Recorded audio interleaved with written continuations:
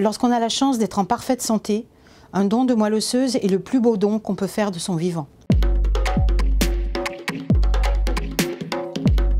Je suis le docteur Evelyne Marie, je suis directrice à l'Agence de la biomédecine du registre des donneurs de moelle osseuse. La moelle osseuse est une substance vitale qui se trouve dans tous nos os, qui n'a rien à voir avec la moelle épinière. Cette moelle osseuse est à l'origine des cellules sanguines. C'est elle qui donne naissance aux globules rouges, aux globules blancs et aux plaquettes. De nombreuses maladies peuvent être traitées grâce à une greffe de moelle osseuse. Ce sont en particulier des maladies graves du sang, telles que les leucémies, les lymphomes ou des myélomes. Devenir donneur de moelle osseuse, c'est avant tout donner un espoir de guérison à ses patients. C'est un engagement sur la durée. On s'inscrit aujourd'hui, mais on ne donnera éventuellement que s'il y a un patient qui a besoin de nous.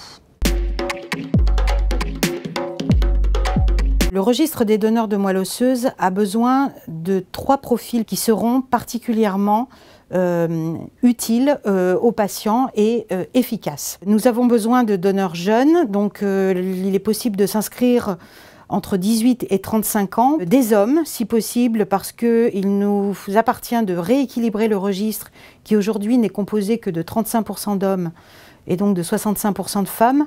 Et enfin, la diversité génétique parce qu'il faut, et géographique, parce qu'il faut que nos donneurs ressemblent dans la mesure du possible aux patients qui ont besoin d'une greffe de moelle osseuse.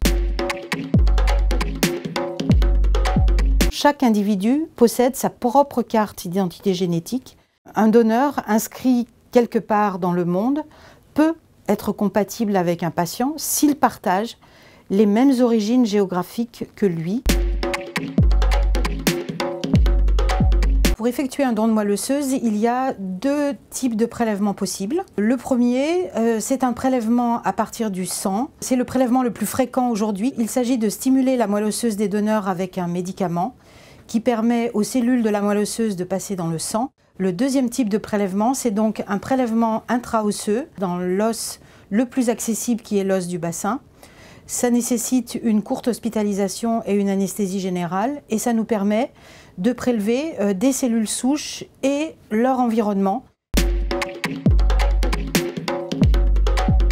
Un don de moelle osseuse est sans danger pour le donneur. Nous nous assurons de sa parfaite sécurité et il convient de savoir que les cellules qui vont être prélevées vont être régénérées très rapidement dans les 3 ou 4 jours qui suivent le don, ce qui permet au donneur, dès le lendemain, de retrouver une activité physique, professionnelle et personnelle parfaitement normale.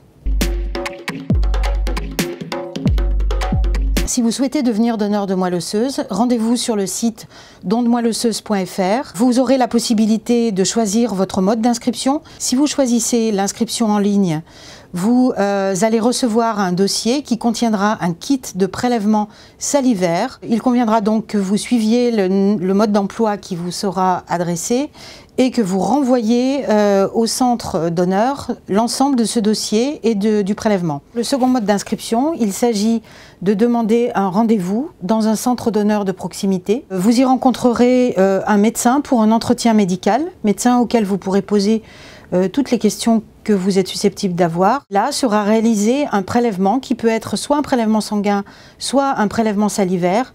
Et ce prélèvement nous permettra de vous inscrire sur le registre des donneurs de moelle osseuse.